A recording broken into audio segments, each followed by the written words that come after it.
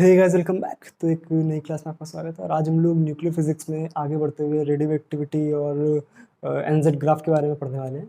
अभी तक हम लोगों ने जो कवर कर लिया दैट इज़ बाइंडिंग एनर्जी और मास डिफेक्ट और उसका बाइंडिंग एनर्जी का जो सभी एम्पिरिकल फार्मूला होता है, ये सारी चीज़ें अभी हम लोग कवर कर चुके हैं। ठीक है, तो अब हम लोग क्या सीखेंगे? Radio activity.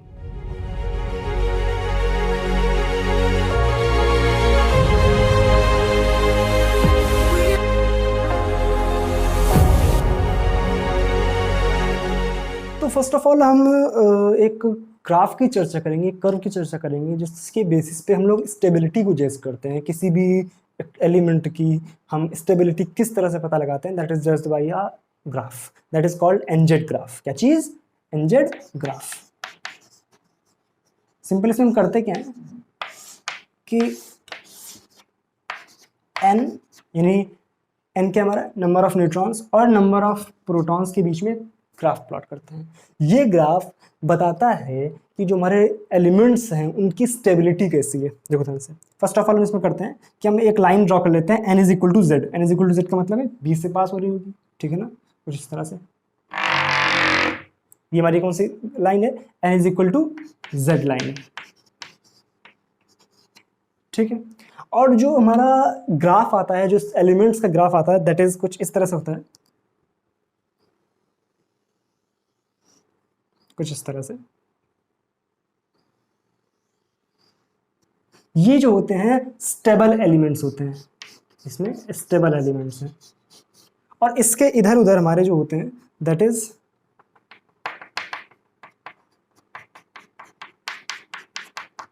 इस तरफ अनस्टेबल एलिमेंट्स होते हैं। समझ आ रहा है? ये मैंने डॉटेड सब टाइप में लिखा है, दैट इज अनस्टेबल एलिमेंट। और ये जो बिल्कुल प्योर वाइट से मैंने बनाया हुआ है, दैट इज स्टेबल एलिमेंट्स। बात क्लियर? ये जो होते हैं हमारे स्टेबल एलिमेंट्स होते हैं, और ये ज़्यादा ऊपर तक नहीं, बीच तक ही बनाते हैं अपन, ऊपर नहीं होते हैं। ये ऊपर हमारा ये फिर से आ जाता है, ठीक। इस ग्राफ का फिजिकल सिग्निफिकेंस क्या, ध्यान समझो। एक्चुअल में क्या होता है ये कि सारे के सारे हमारे वन से लेकर के जहाँ तक भी हमारे एलिमेंट्स हैं, वो सारे एलिमेंट्स इसी ग्राफ के अंदर में लाई करते हैं, ठीक है। और जो भी सबसे मोस्ट स्टेबल एलिमेंट्स होते हैं वो इस वाइट लाइन में एग्जिस्ट करते हैं। ये क्या है? Most stable elements, most stable elements, ठीक है। एक चीज़ और आप इस ग्राफ में ऑब्जर्व कर रहे होंगे कि जब भी हम लोग यहाँ से ये लगभग 20-30 के आसपास यहाँ तक हमारा जो ग्राफ था वो एनजेड लाइन के साथ में बढ़ा था, बट इसके बाद में ये इसमें जो नंबर ऑफ न्यूट्रॉन्स है वो बढ़ रहा है और नंबर ऑफ प्रोटॉन्स जो है उसका नंबर उतना ज़्यादा नहीं है। इसका रीज़न क्या होता है? फर्स्ट ऑफ ऑल इसको समझ लेते हैं। देखो ध्यान से, जब भी हम किसी भी न्यूक्लियस की बात करते हैं तो न्यूक्लियस में हमारे न्यूट्रॉन्स और प्रोटॉन्स होते हैं, ठीक भाई। अब जैसे मान लो फॉर एग्जांपल अपन बात करें कि नाइट्रोजन की बात कर ले, तो नाइट्रोजन में क्या होता है? 7 होते हैं हमारे प्रोटॉन और 7 होते हैं न्यूट्रॉन, ठीक भाई, कोई दिक्कत नहीं। नाइट्रोजन में क्या होता है? 7 हमारे होते हैं न्यूट्रॉन और 7 होते हैं हमारे प्रोटॉन, टोटल 14 हमारा इसका मास नंबर होता है, ठीक भाई। लेकिन जैसे जैसे हम ऊपर की तरफ जाते हैं, 20 क्रॉस करते हैं, इसके बाद क्या होता है कि नंबर ऑफ न्यूट्रॉन्स जो होते हैं वो बढ़ रहे होते हैं। अब इसका रीजन समझो। जैसे जैसे आपका जो न्यूक्लियस होगा, न्यूक्लियस का जब साइज बढ़ता है, क्या चीज? जब न्यूक्लियस का साइज बढ़ता है, साइज बढ़ने से क्या होता है? तो जब साइज बड़ा होगा तो क्या होगा कि नंबर ऑफ प्रोटॉन्स और नंबर ऑफ न्यूट्रॉन्स दोनों बढ़ रहे होंगे, ठीक भाई।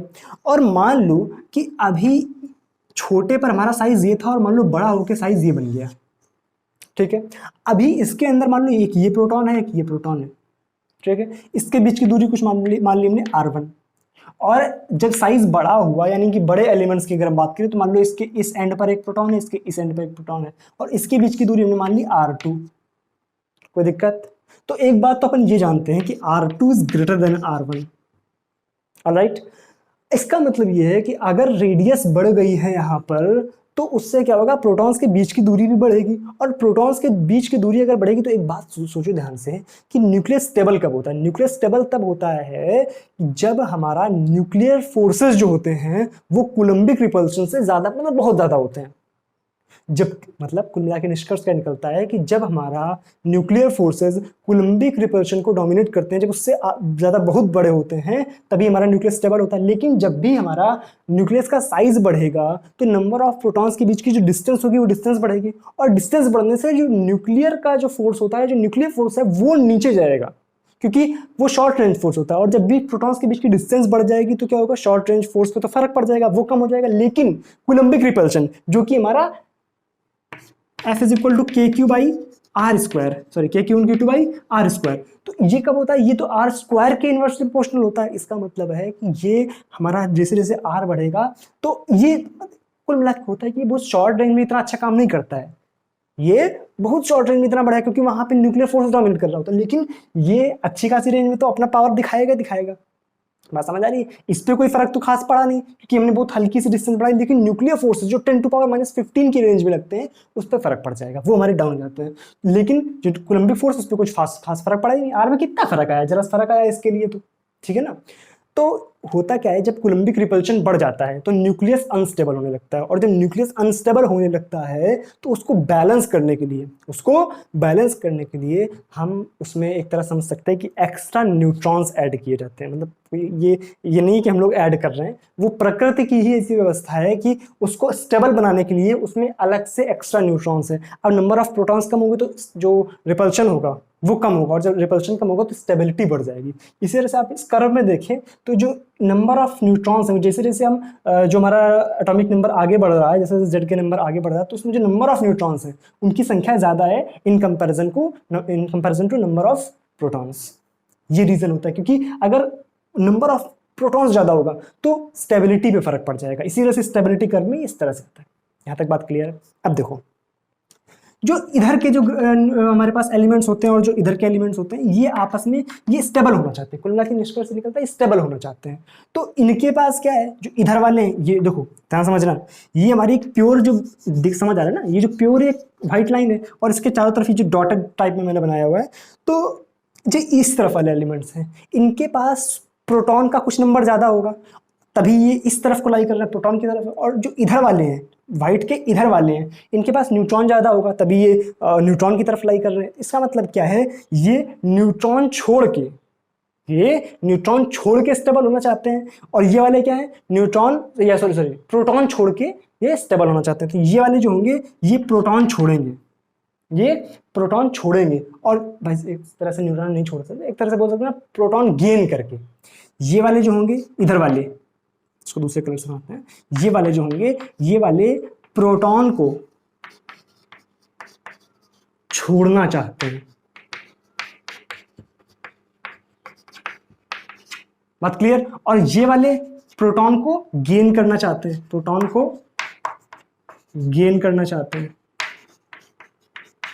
ठीक है ना।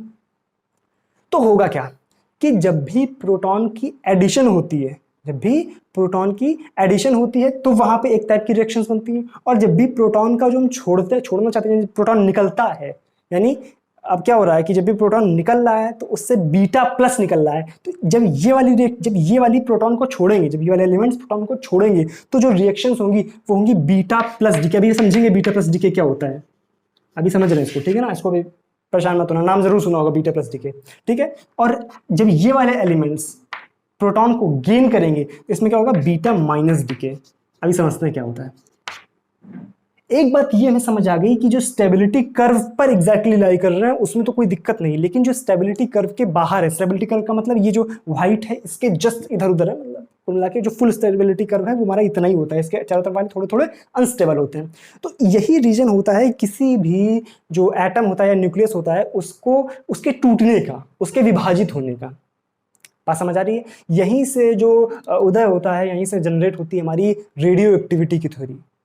समझ आ रहा है? तो जो जैसे आपने सुना होगा न्यूक्लियर फ्यूजन, मैंने आपको समझाया भी था न्यूक्लियर फ्यूजन क्या होता है, कि जो दो छोटे एलिमेंट्स होते हैं वो मिल करके एक बड़ा बनाते हैं, और एक जो बड़ा होता है वो टूट करके छोटा बनाता है, उसको बोलते हैं फिजन, और जब मिलते हैं उसको बोलते हैं फ्यूजन। याद है ना, समझाया था।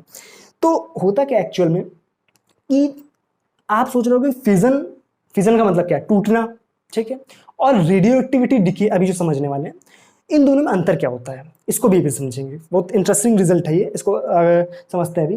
फर्स्ट ऑफ ऑल ये देखो, कि ये जो सारे एलिमेंट्स हैं ये स्टेबल होना चाह रहे हैं। अगर स्टेबल होना चाह रहे हैं तो ये कुछ ना कुछ, जैसे मान लो इधर वाले हैं, तो इधर वाले क्या कर रहे हैं, प्रोटॉन को छोड़ के स्टेबल होना चाह रहे हैं, इधर वाले प्रोटॉन को गेन करके स्टेबल होना चाह रहे हैं, तो कुछ तो इसमें होगा।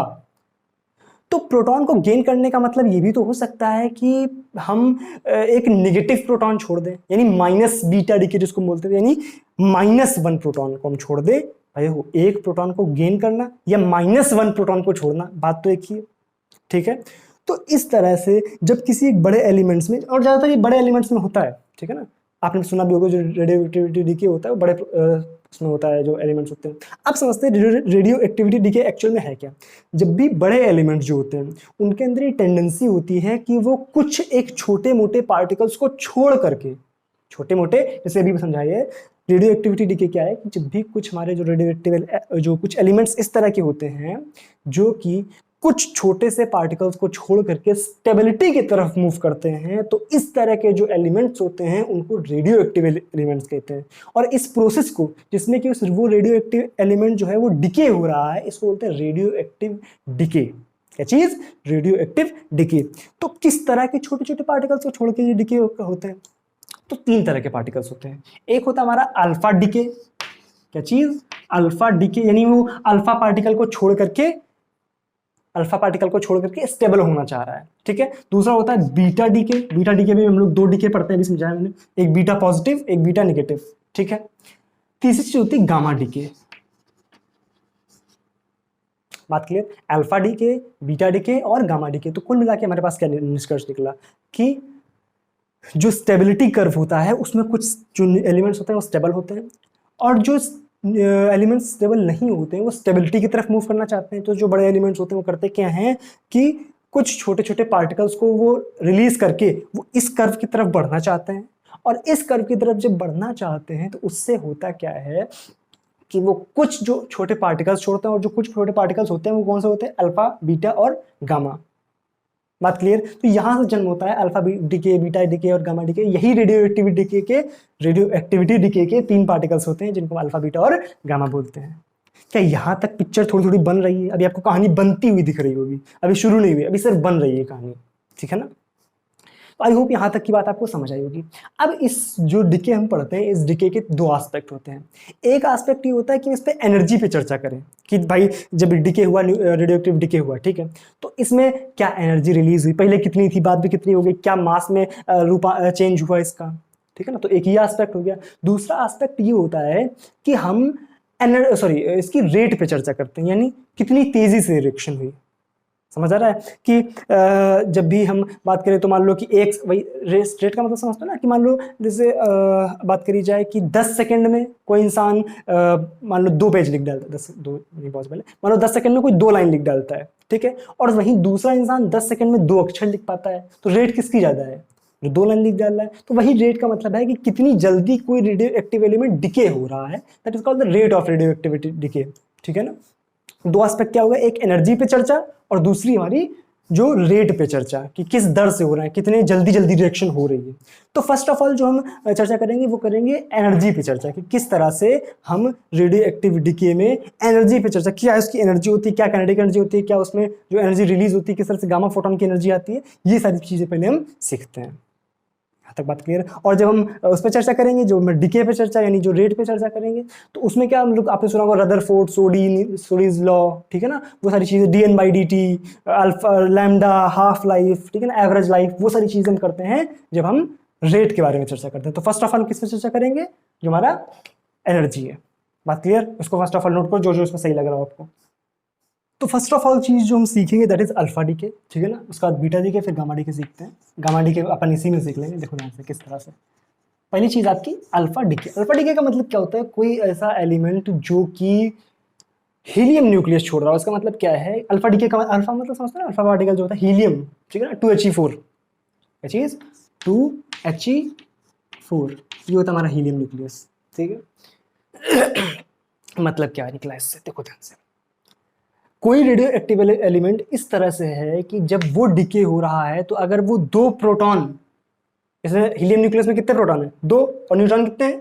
2, ठीक है, 2 न्यूट्रॉन और 2 प्रोटॉन, ठीक भाई। तो जब भी कोई एलिमेंट 2 न्यूट्रॉन और 2 प्रोटॉन छोड़ रहा है, इसका मतलब वो हीलियम न्यूक्लियस छोड़ रहा है, तब वहां पर जो डिके होगा that is called alpha decay process. क्या चीज? Alpha decay process. ठीक भाई, रिएक्शन किस तरह से लिखते हैं देखो ध्यान से। मान लो हमारे पास कोई एक एलिमेंट था x, ठीक है, ZXA, क्या चीज? ZXA। अल्फा डिके हुआ ये, जब अल्फा डिके हुआ तो निकलेगा क्या इसमें से? 2He4। कोई दिक्कत?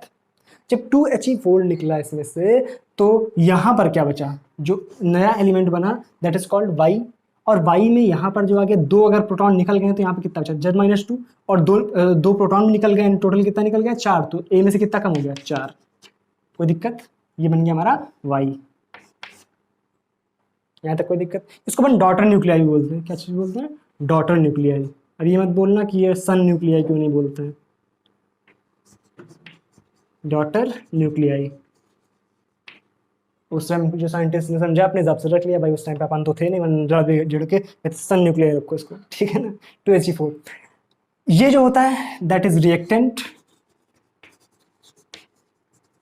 और ये जो होता है that is product. All clear? अब देखो ध्यान से, जब भी इस तरह का प्रोसेस होता है तो उसमें से कुछ एनर्जी रिलीज होती है। ऐसा क्यों होता है? देखो, अगर आप इसका मास कैलकुलेट करें, किसका?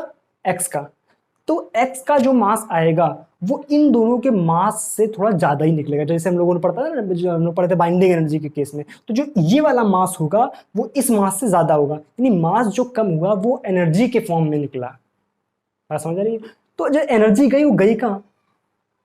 जो एनर्जी निकली वो गई कहाँ? अब यहाँ पे ये मत बोलना ना हीट के फॉर्म में रिलीज हो गई, ये हम न्यूक्लियस के लेवल पे बात कर रहे हैं, ठीक है ना।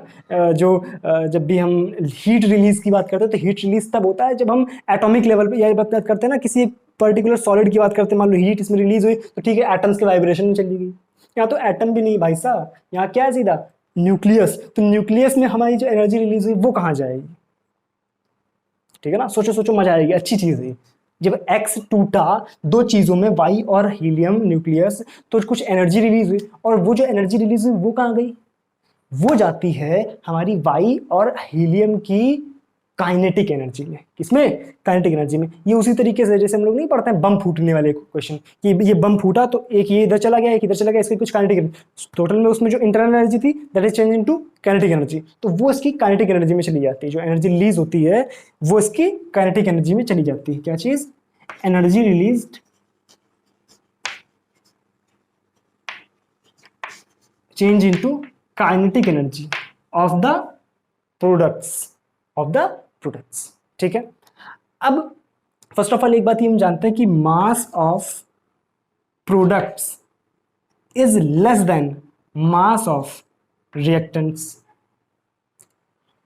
तब जो एनर्जी रिलीज हो रही that is use into kinetic energy. ठीक भाई, इसका मतलब ये है कि मास ऑफ रिएक्टेंट्स का मतलब क्या होगा? एक्स का मास, और मास ऑफ प्रोडक्ट का मतलब क्या होगा? हीलियम का मास प्लस इसका मास। तो जो भी हमारी एनर्जी रिलीज होगी उसको अपन क्यू से दिखाते हैं। किससे दिखाते हैं? क्यू से। एनर्जी रिलीज्ड क्या है? Energy released. Q is equal to जो इनका मास है, इनका मास कितना है? Mass of Y plus mass of alpha particle यानी हीलियम का मास, सॉरी उल्टा लिख दिया, बड़ा तो ये वाला ना रिएक्टेंट का, तो यानी mass of X minus mass of Y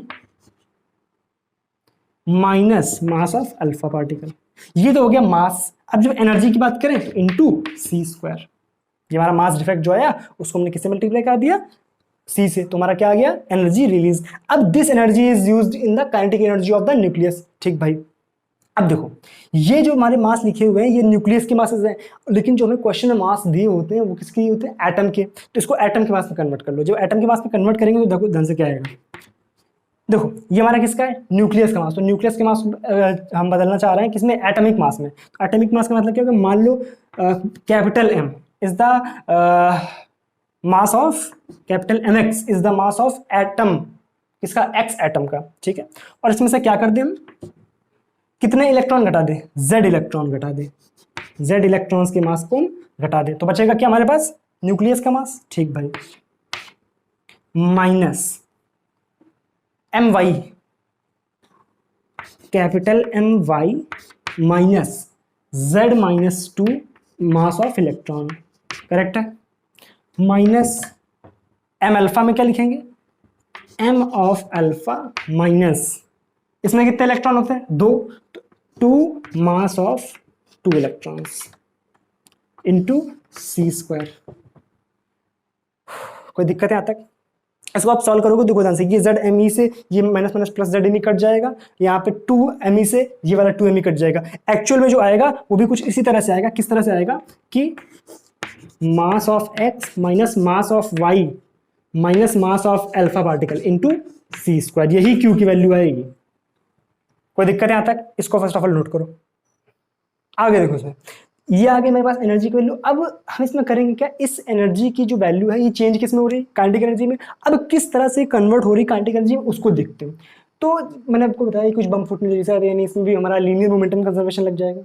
ठीक है ना, ये पार्टिकल था कि फूटा, एक इधर चला गया एक इधर चला गया, तो क्या होगा, मोमेंटम इज तो कंजर्व। ये पहले क्या था, रेस्ट मोमेंटम 0 था। जब ये चलेगा, मैकेनिक्स आती है ना थोड़ी थोड़ी, ठीक है, मैकेनिक्स थोड़ा यूज है। जैसे ही टूटा तो इधर चला गया हीलियम, इधर चला गया हमारा वाई, तो यानी क्या करेंगे इसमें, मोमेंटम कंजर्वेशन, यानी P initial is equal to P final.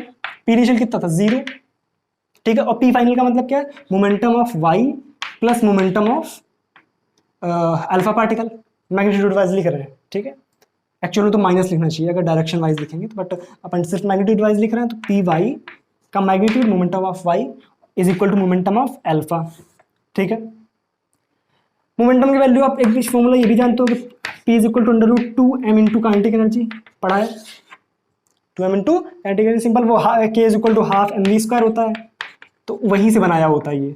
ठीक है ना, P is equal to basically तो फॉर्मूला mv होता है, लेकिन यहाँ से v की वैल्यू निकाल के यहाँ रखते हैं तो 2m काइनेटिक एनर्जी आ जाता है। ठीक है, लगा दो यहाँ पर, क्या आ जाएगा, 2m ऑफ y, ठीक है, into kinetic energy, sorry kinetic energy of y, correct है, is equal to under root के अंदर 2m of alpha into kinetic energy of alpha.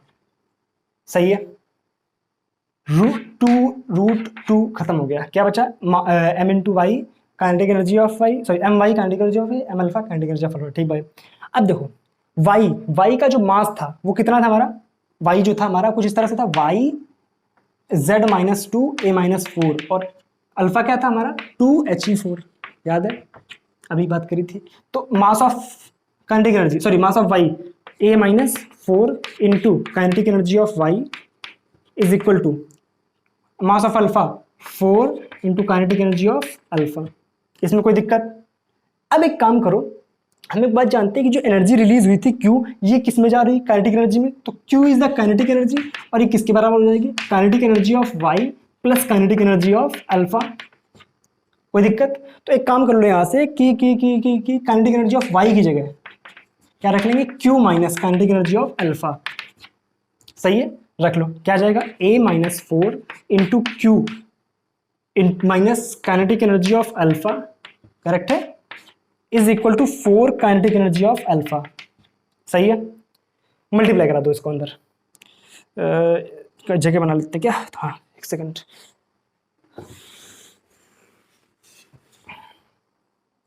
देखो ध्यान से क्या आ गया यहाँ से, Q into a minus 4 minus a minus 4 into kinetic energy of alpha is equal to 4 into kinetic energy of alpha. ठीक है, इसको उस तरफ ले जाएंगे, क्या हो जाएगा, प्लस का हो जाएगा। देखो ध्यान से क्या आ गया, Q into a minus 4 is equal to, ये भी उधर जाएगा प्लस का हो जाएगा, अंदर मल्टीप्लाई करा दो तो a into kinetic energy of alpha, ठीक है, ये आ जाएगा माइनस माइनस प्लस, और उधर जाएगा माइनस का हो जाएगा, यानी minus 4 into kinetic energy of alpha, और ये प्लस का था 4 into kinetic energy of alpha, ये कैंसिल आउट हो गया। काइनेटिक एनर्जी ऑफ अल्फा कितनी आ गई, देखो ध्यान से, बस एक उधर भेज दो, तो ध्यान से देखो काइनेटिक एनर्जी ऑफ अल्फा आ गई, काइनेटिक एनर्जी ऑफ अल्फा आ गई a minus 4 by 4, sorry by a into Q, ये आ गई काइनेटिक एनर्जी ऑफ अल्फा। ठीक है। और इसको इस इक्वेशन में रख के काइनेटिक एनर्जी ऑफ वाई भी निकाल लो। कहाँ कर ले, कहाँ कर ले, कहाँ कर ले, इधर कर लेते हैं। Kinetic energy of Y is equal to Q minus this quantity, तो Q minus A minus 4 A into Q. Solve कर लो, क्या आ जाएगा देखो ध्यान से। क्यू कॉमन ले लिया, यहाँ आ गया 1 माइनस ए प्लस 4 ए, यानी ये आ गया हमारे पास ए से मर गया, क्या बचा 4 ए इंटू क्यू। ये आ गया काइनेटिक एनर्जी ऑफ वाई। ठीक है, इसको भी यहीं लिख लेते हैं। तो काइनेटिक एनर्जी ऑफ वाई कितनी आ गई हमारे पास, Q into sorry 4 A into Q. इस तरह से हम काइनेटिक एनर्जी भी निकाल सकते हैं, यहाँ तक कोई दिक्कत। तो ये हमारी काइनेटिक एनर्जी ऑफ अल्फा और काइनेटिक एनर्जी ऑफ वाई आ गई कि जो भी हमारी एनर्जी रिलीज हुई थी, जो भी हमारी एनर्जी रिलीज हुई थी वो काइनेटिक एनर्जी के फॉर्म में किस तरह से रिलीज हुई उसको हम कैलकुलेट कर सकते हैं। यहाँ से हम क्यू की भी डायरेक्ट वैल्यू रख सकते हैं मास के फॉर्म में, अभी जो निकाली थी mx minus M Y minus M alpha into C square. Direct Q की वैल्यू रखो, काइनेटिक एनर्जी की डायरेक्ट वैल्यू निकल आएगी। तो अब यहाँ से हम काइनेटिक एनर्जी की वैल्यू कैलकुलेट कर सकते हैं। ठीक भाई, आगे क्या करेंगे, इसमें थोड़ी सी जगह बनाते हैं। पहले इतनी कैलकुलेशन करने के बाद हम करेंगे क्या कि अब हम थोड़ी सी यहाँ पर एक्सपेरिमेंट करेंगे। एक्सपेरिमेंट किस तरह से करेंगे, मान लो हमने यहाँ पर एक मैग्नेटिक फील्ड लिया, क्या चीज, मैग्नेटिक फील्ड लिया इस तरह से अंदर की तरफ। क्रॉस का मतलब गलत है ना, अंदर की तरफ। देखो ध्यान से, हमने क्या किया, यहाँ से एक अल्फा पार्टिकल को, सॉरी यहाँ से जो हमने अल्फा पार्टिकल को एंट्री कराई, ठीक है ना। तो जब भी हमने एंट्री यहाँ से कराई तो होता क्या है कि जब भी अंदर की तरफ इसकी वी वेलोसिटी है, जब वी अंदर की तरफ है मतलब वी नीचे की तरफ है और बी अंदर की तरफ, तो वी क्रॉस बी ये घूम जाएगा। आपने सुना होगा कि जब भी हमारा जो चार्ज पार्टिकल है मैग्नेटिक फील्ड में एंटर करता है तो वो सर्कुलर पाथ ले लेता है इस तरह से। कोई दिक्कत। और एक बात हम ये जानते हैं कि इस जो सर्कुलर पाथ होता है इसकी रेडियस किस तरह से निकालते हैं, R is equal to M V by Q B. ये कभी पढ़ा है, मैग्नेटिक फील्ड अगर पढ़ी होगी तो पढ़ा जरूर होगा, ठीक है ना। कहाँ से करते हैं ये कि जब भी कोई पार्टिकल मैग्नेटिक फील्ड में एंटर करता है तो उसमें जो सेंट्रीफ्यूगल फोर्स लगता है, सॉरी जो क्या बोल रहा हूँ, हाँ M V square by R, ये होता है centrifugal force, is equal to Q V B, ये होता है जो मैग्नेटिक फील्ड वाला फोर्स होता है। यहाँ से जो आर की वैल्यू आती है that is N V by Q B, ये आ जाता है। और वी की वैल्यू इसको हम यहाँ पुट करते हैं जब, तो आ जाता है अंडर रूट के अंदर 2m into kinetic energy by Q B. Correct है।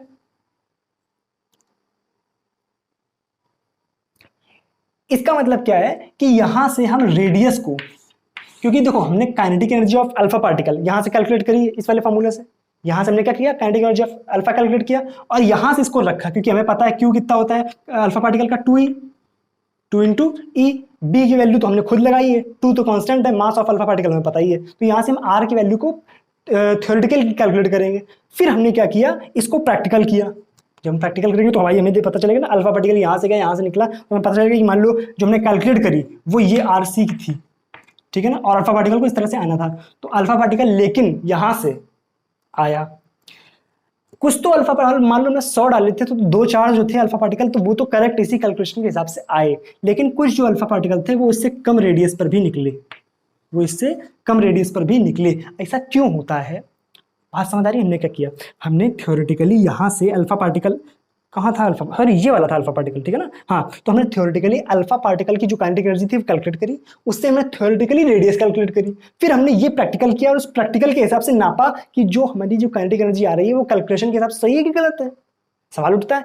तो कुछ तो 2-4 पार्टिकल जो थे वो इस नियम को फॉलो कर रहे थे, लेकिन कुछ जो थे उसमें काइनेटिक एनर्जी कम थी।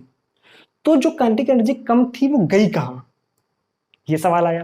तो इस सवाल का जवाब ये है कि जो काइनेटिक एनर्जी हमारी कम है वो जाती है गामा फोटोन के एमिशन में। कहा जाती है, गामा फोटोन के एमिशन में। जब हमने एक्स को वाई और अल्फा में चेंज किया था, ये मेरा क्या था जेड एक्स, अब लिख लेना, ठीक है ना। तो एक्स को जब हमने वाई और अल्फा में चेंज किया था तो हुआ ये था, कुछ तो बिल्कुल एग्जैक्टली इस तरह से रिएक्शन हो गई थी, बट कुछ न्यूक्लियस की रिएक्शन इस तरह से नहीं हुई थी। उसमें क्या हुआ था, एक इंटरमीडिएट स्टेट आई थी। क्या चीज, इंटरमीडिएट स्टेट आई थी। और उस इंटरमीडिएट स्टेट का मतलब क्या था, जैसे मान लो जेड एक्स ए था, ठीक है ना, ये आपका Z-2 A-4 ये 2He4, ठीक है। तो वहां पर डायरेक्टली वाई नहीं बना था, मान लो वहां पे कोई इंटरमीडिएट स्टेट वाई स्टार बनी, तब ये जो वाई स्टार को, अब यहाँ पे जो टोटल एनर्जी होगी, यहाँ की जो एनर्जी होगी वो हमारी जो टोटल काइनेटिक एनर्जी थी उससे कम होगी, दोनों की काइनेटिक एनर्जी से कम होगी। तो ये वाला क्या होता है, इस ये फिर से चेंज होता है और ये चेंज कर दिया, अभी जो वाई स्टार है अभी फाइनली वाई में चेंज होता है, Z-2 A-4 वाई में चेंज हुआ और यहाँ से गामा फोटोन निकलता है। तो जो एक्स्ट्रा बची हुई एनर्जी होती है वो कहाँ चली जाती है, गामा फोटोन की एनर्जी में। अब यहीं से जो होता है गामा फोटोन का भी एमिशन हमें समझ आना चाहिए। गामा फोटोन कहाँ पर निकलता है, जब भी इंटरमीडिएट एमिशन होता है। कहाँ पे होता है, इंटरमीडिएट एमिशन में हमारा गामा फोटोन निकलता है। पूरा प्रोसेस क्या था कि जब भी हमारा जो एक एक्स पार्टिकल है, सॉरी एक्स जो हमारा एलिमेंट है वो वाई में चेंज होता है और अल्फा पार्टिकल निकालता है, तो हमने क्या किया, अल्फा पार्टिकल की काइनेटिक एनर्जी कैलकुलेट करी, फिर उसको प्रैक्टिकली देखा कुछ तो सही निकल रहा है लेकिन कुछ कम निकल रहा है, और कुछ जब कम रेडियस पे निकल रहा है इसका मतलब है कुछ काइनेटिक एनर्जी जो लॉस हुई है, लॉस नहीं हुई थी एक्चुअल में, वो किसके फॉर्म में निकली थी, गामा फोटोन के फॉर्म में। और गामा फोटोन कहाँ से निकला था, जब इसकी इंटरमीडिएट स्टेट आई थी, इंटरमीडिएट स्टेट में हमारा पहले वाई बना, फिर उसके बाद गामा फोटोन वहां से निकल जाता है। आज की कहानी बहुत प्यारी थी, अगर समझ आई हो तो, जिसको थोड़ी थोड़ी फिजिक्स समझ आती है इसमें, ये चीज़ें अगर समझ आई है, ये पता था ना पहले से कि जो मैग्नेटिक फील्ड वाला सिस्टम कि अगर हम किसी पार्टिकल को एंटर कराएंगे तो वो सर्कुलर फॉर्म में निकलेगा, ठीक है ना, और उसकी रेडियस कितनी होती है m/q। ये चीज़ अगर नहीं समझ आई थोड़ा थोड़ा इसके बारे में थोड़ा पढ़ लेना और अच्छे समझ आ जाएगा, ठीक है ना। आई होप ये बातें से आपको समझ आएंगी, इसको थोड़ा थोड़ा नोट जरूर कर लेना। तो आई होप आज की क्लास आपको पसंद आई होगी, उम्मीद तो है, ठीक है। तो अगर पसंद आई है तो आप समझदार लोग हो, जो करना हो वीडियो के साथ कर लेना, जो भी छेड़खानी करनी हो लाइक करना हो लाइक कर लेना, डिसलाइक करना हो कर लेना, वो भी चैनल को मन हो तो सब्सक्राइब कर लेना, ठीक है। अब इसमें बचा क्या हुआ है हमारा, हम लोगों ने अल्फा एमिशन पढ़ लिया, गामा एमिशन यहाँ से पढ़ लिया, बचा क्या, beta emission, beta positive beta negative, इतना बचा हुआ है। और दूसरी चीज जो बची हुई है दैट इज रेडियो एक्टिविटी, जो डिके की जो रेट थी, वही Rutherford Soddy law, average life, half life, ये बस इतनी चीजें बची हुई हैं। इसके बाद हमारा न्यूक्लियर फिजिक्स, मतलब ऑलमोस्ट हम लोग अब कगार पे खड़े हैं, अब बस ये एक पैर निकाल के बाहर निकलना है। तो न्यूक्लियर फिजिक्स ऑलमोस्ट आपकी खत्म हो गई है, एक मैक्सिमम एक क्लास में आई, ट्राई की अगली क्लास में खत्म हो जाए, ठीक है ना, और नहीं खत्म होगा तो एक क्लास और कर लेंगे, ठीक है। चलो अब मिलते हैं अगली क्लास में, तब तक के लिए पढ़ाई करो अच्छे से, ये चीज़ें कोई दिक्कत हो तो नीचे कमेंट सेक्शन में पूछ जरूर लेना, ठीक है। चलो thank you so much, bye bye.